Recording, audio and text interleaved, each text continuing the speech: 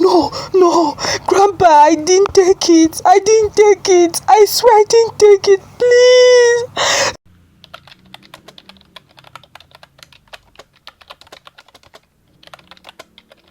Inside our small hut, a dim lantern flickered weakly, casting strange shadows on the walls.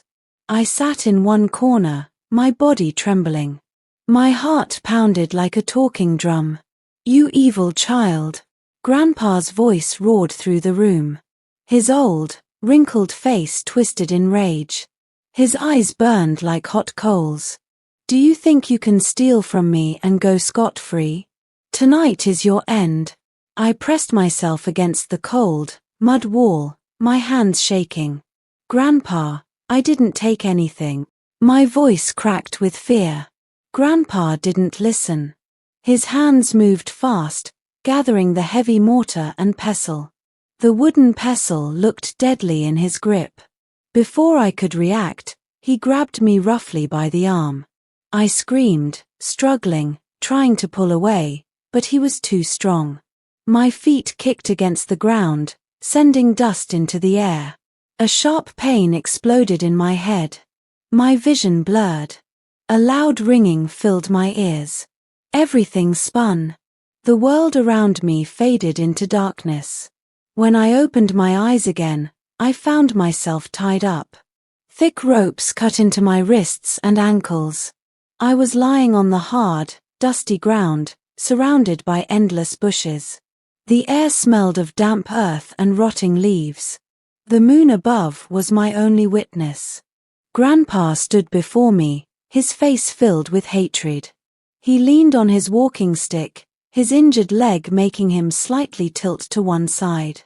His eyes, dark and cold, bore into mine. "I should have gotten rid of you long ago," he spat, his voice thick with anger. "Like mother, like son. I am limping today because of your evil mother. She ruined my life." Tears streamed down my face. My chest ached. "Grandpa, please," I sobbed. "I swear, I don't know anything about your golden necklace. You warned me never to enter your room, and I never did." But Grandpa was deaf to my cries. He grabbed my collar, dragging me closer to the giant mortar. My body scraped against the rough ground, my skin burning. For the last time, he growled, "Where is my golden necklace?" "I don't know," I screamed. "I don't know, Grandpa.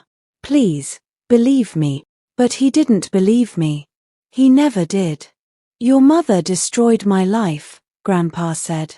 "She was my only child. I raised her with everything I had. I gave her the best life. She was supposed to bring me honor. She was supposed to marry a great man and give birth to children who would make our family proud." His face twisted with anger. "But what did she do?" he shouted. "She brought shame to my name. Your mother got pregnant outside wedlock. Do you know what that did to me? Do you know the shame I faced?" His voice echoed in the night, mixing with the distant sounds of crickets. I had heard this story before. My mother had told me, but I had never heard it from Grandpa's mouth. "I was a respected chief," he continued, his voice trembling. "People looked up to me. I contributed to the village, helped the poor, and sat among the elders in every meeting. I was powerful." He let out a bitter laugh. "But the moment your mother was seen vomiting in the morning, everything changed. The rumors spread like wildfire. People whispered behind my back. Then, they stopped whispering. They laughed. They mocked me." His hands clenched into fists. "The elders called a meeting. They reminded me of the law. Any chief whose family brings shame to the village must be stripped of his title." I pleaded. But they refused. They took everything from me. My title. My respect. My power. I was no longer a chief. I was no longer important. I could see the pain in his eyes. But I could also see something worse, resentment. "But that was not the worst part," he said. His voice was quieter now, almost a whisper. The day I chased your mother out of my house, I slipped. I fell. My leg broke. His fingers brushed over his injured leg. This leg, he muttered, his voice shaking. This cursed leg has been a constant reminder of what I lost. Every step I take, I remember the pain. Every time I limp, I feel the humiliation. A heavy silence hung between us. I couldn't breathe. I had always known Grandpa had suffered because of my mother's pregnancy, but I never knew it had eaten him up so deeply. I swallowed hard.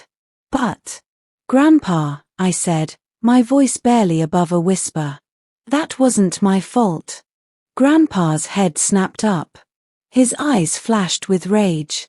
It wasn't your fault, he repeated. It wasn't your fault. He took a shaky step forward. If you had never been born, I would still be a chief. If you had never been born, I would not be limping today. If you had never been born, my name would still command respect in this village. His voice cracked. You are the reason for my downfall. Tears burned my eyes. My chest ached. I had never felt so unwanted in my life. Grandpa, I whispered, I am your grandson. You are a curse, he said coldly. A mistake that should never have existed. I choked on a sob. This was not the grandfather who used to carry me on his back. This was not the grandfather who told me bedtime stories. That man had died a long time ago. And now, the man standing before me wanted me dead. That necklace was the last thing I had left, Grandpa continued, his voice hoarse. It was my last symbol of power. And now it's missing. His grip tightened on his walking stick. For the last time, he said, his voice dangerously low, where is my golden necklace?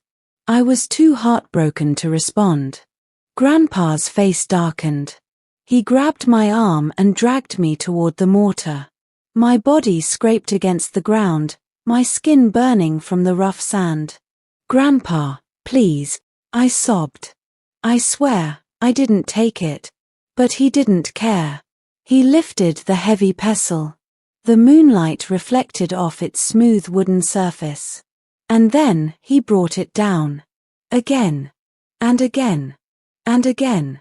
Until there was nothing left of me but silence.